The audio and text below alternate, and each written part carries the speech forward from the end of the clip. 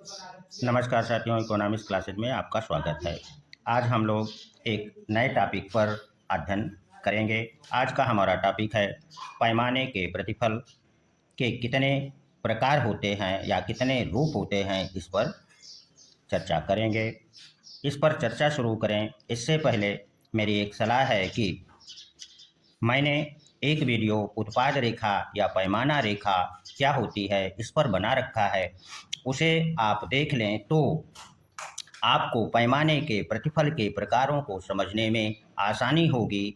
चलिए, आज हमारा जो टॉपिक है, सबसे पहले हम पैमाने के वर्तमान प्रतिफल या लागत ह्रास नियम पर चर्चा करेंगे। तो हम सबसे पहले ये जानेंगे कि पैमाने का वर्तमान प्रतिफल क्या होता है।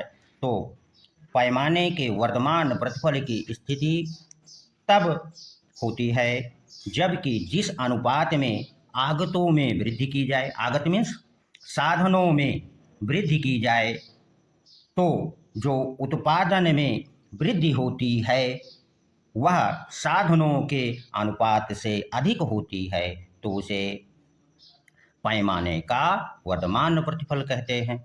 अब इसे हम रेखा चित्र के माध्यम से और अधिक स्पष्ट कर सकते हैं।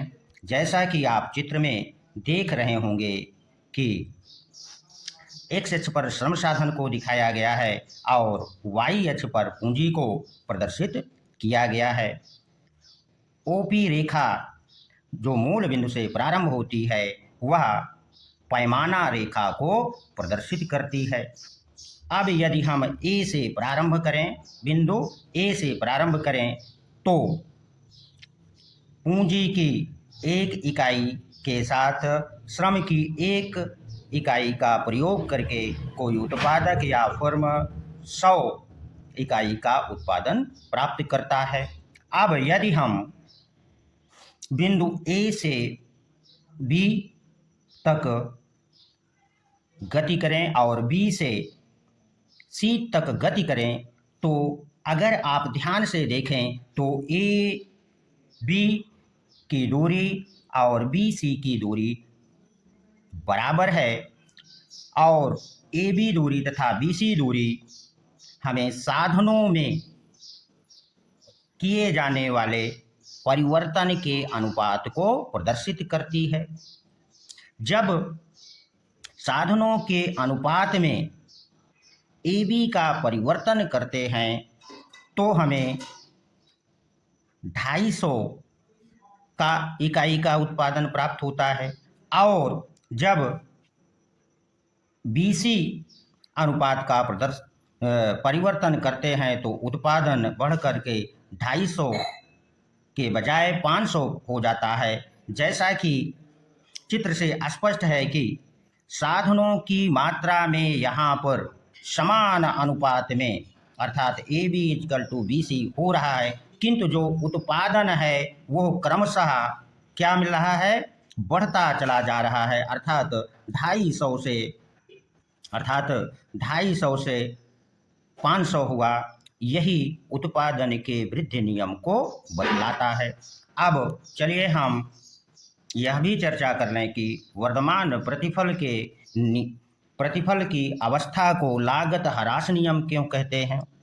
तो जैसा कि आप दूसरे चित्र में देख पा रहे हैं कि ओपी पैमाना रेखा है और साधनों की जो मात्रा में परिवर्तन का अनुपात है ए बी बी सी तथा सी डी वह क्रमशः घटता गया है। क्या हुआ है, घटता गया है, जो ये प्रदर्शित करता है कि उत्पादन में एक समान वृद्धि 100 से 200, 200 से 300, 300 से 400 एक समान वृद्धि हो रही है 100 इकाई की। तो परिवर्तनशील साधनों की जो मात्रा में वृद्धि की जाती है वो क्रमशः घटती हुई है, अर्थात कम साधनों से एक समान इकाई उत्पादन में वृद्धि देखने को मिलती है। अतः लागत घटती चली गई है, क्योंकि साधनों की कम मात्रा के प्रयोग से हमको 100 इकाई की वृद्धि देखने को मिलती है। इसीलिए पैमाने के वर्तमान प्रतिफल को लागत ह्रास नियम भी कहते हैं। आशा करते हैं कि आप लोगों ने इसे भली भांति समझ लिया होगा। चलिए यह भी चर्चा कर लें कि यहाँ से आपके टीजीटी, पीजीटी परीक्षाओं में कौन से प्रश्न बन सकते हैं। आपसे यह प्रश्न पूछा जा सकता है कि साधनों में एक समान वृद्धि करने पर जब उत्पादन बढ़ती दर से प्राप्त होता है तो पैमाने की कौन सी स्थिति होगी।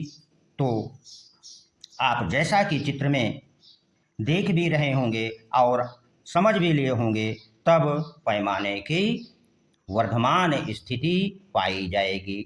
चलिए अब दूसरे चित्र से हम यह जान लें कि यहाँ से कौन प्रश्न बन सकता है। तो प्रश्न इस प्रकार पूछा जा सकता है कि जब साधनों की मात्रा में क्रमशः कम दर से वृद्धि की जाती है और उत्पादन में एक समान वृद्धि होती है तो लागत का कौन सा नियम लागू होगा। तो कौन सा नियम लागू होगा? लागत ह्रास नियम लागू होगा। ठीक इस प्रकार का प्रश्न आपसे पूछा जा सकता है। हमें आशा है कि आप अब जब टीजीटी, पीजीटी की परीक्षा देंगे तो यहाँ से यदि प्रश्न बनेगा तो आपका प्रश्न गलत नहीं होगा। चलिए अब हम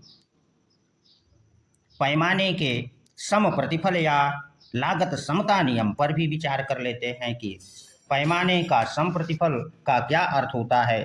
तो पैमाने के सम प्रतिफल की स्थिति तब देखने को मिलती है जब आगत अर्थात इनपुट, जिसको हम साधन कहते हैं, में परिवर्तन और आउटपुट अर्थात निर्गत या उत्पादन में होने वाला परिवर्तन साधनों में होने वाले परिवर्तन के बराबर होता है, तब पैमाने के सम प्रतिफल की स्थिति देखने को मिलती है।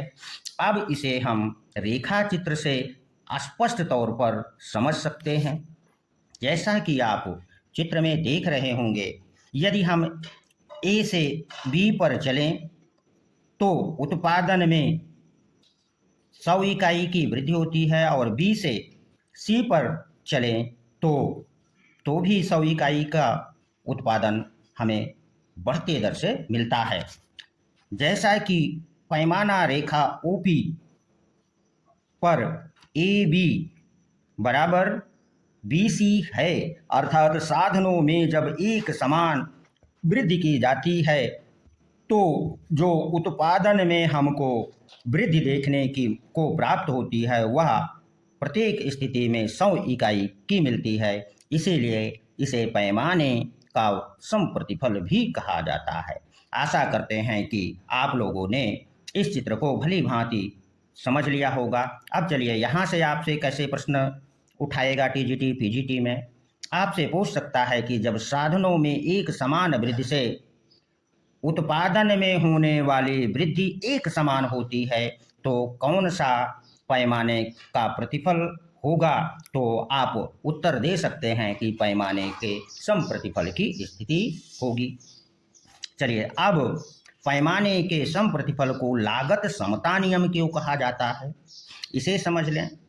जैसा कि आप पैमाना रेखा ओपी पर देख रहे हैं कि साधनों की मात्रा ए बी बराबर बी सी बराबर है, अर्थात साधनों की मात्रा में एक समान अनुपात से हमें एक समान उत्पादन में वृद्धि देखने को मिलती है।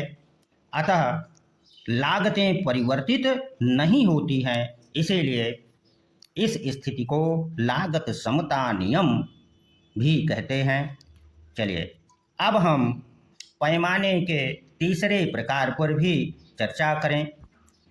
जैसा कि आप लोग स्क्रीन पर देख रहे होंगे कि पैमाने का ह्रासमान प्रतिफल, जिसे लागत ह्रास लागत वृद्धि नियम कहते हैं, वो क्या होता है। तो सबसे पहले हम ये जानेंगे कि पैमाने का ह्रासमान प्रतिफल क्या होता है। पैमाने के ह्रासमान प्रतिफल की स्थिति तब पाई जाती है जब साधनों की मात्रा में, किसमें, साधनों की मात्रा में होने वाला परिवर्तन उत्पादन में होने वाले परिवर्तन से अधिक हो, तब पैमाने का ह्रासमान प्रतिफल की स्थिति पाई जाती है। चलिए इसे भी हम रेखा चित्र के माध्यम से और अधिक स्पष्ट कर सकते हैं। जैसा कि आप लोग ओपी पैमाने रेखा पर देख रहे हैं, जहां A B equal to B C है, जो कि साधनों में एक समान परिवर्तन को बतलाती है, और जो उत्पादन हमें प्राप्त होता है वह 100, 180 और 250 प्राप्त होता है। साधनों में जो वृद्धि पहली बार होती है वह 80 इकाई की, और दूसरी बार जो वृद्धि होती है वह 70 इकाई की। अर्थात उत्पादन में जो वृद्धि देखने को मिलती है, साधनों में एक समान वृद्धि के परिणाम स्वरूप क्रमशः घटती चली गई है। इसीलिए इसे पैमाने का ह्रास नियम कहते हैं। अब हम ये जानेंगे कि पैमाने के ह्रास नियम को लागत वृद्धि नियम क्यों कहते हैं, इसको भी समझ लें। जैसा कि आप चित्र में देख रहे होंगे कि उत्पादन में एक समान वृद्धि, अर्थात 100 से 200, 200 से 300 और 300 से 400, अर्थात 100 इकाई की वृद्धि के लिए हमें साधनों की मात्रा में, अर्थात A B greater than B C, B C is less than C D है। अर्थात साधनों की मात्रा में जो परिवर्तन करते हैं वह बढ़ती दर से करते हैं, और जो उत्पादन में वृद्धि होती है वह प्रत्येक स्थिति में 100 ही इकाई प्राप्त होता है। अर्थात अधिक साधनों को लगाने से, क्रमशः अधिक साधनों के उपयोग से हमें 100 इकाई प्राप्त होती है, और चूंकि साधनों की मात्रा अधिक करने पर भी उत्पादन में 100 इकाई वृद्धि होती है, जिससे लागत बढ़ती चली जाती है। इसी कारण इसे लागत वृद्धि नियम कहते हैं। आशा करते हैं कि आपने इस टॉपिक को भली भांति समझ लिया होगा। अब हम अगले वीडियो में आपसे मिलेंगे। अगला वीडियो होगा हमारा कि साधन प्रतिफल की स्थिति में उत्पादक या फर्म की संस्थिति कहाँ होगी, उस पर चर्चा करेंगे। तब तक के लिए धन्यवाद। अगले वीडियो में मिलते हैं।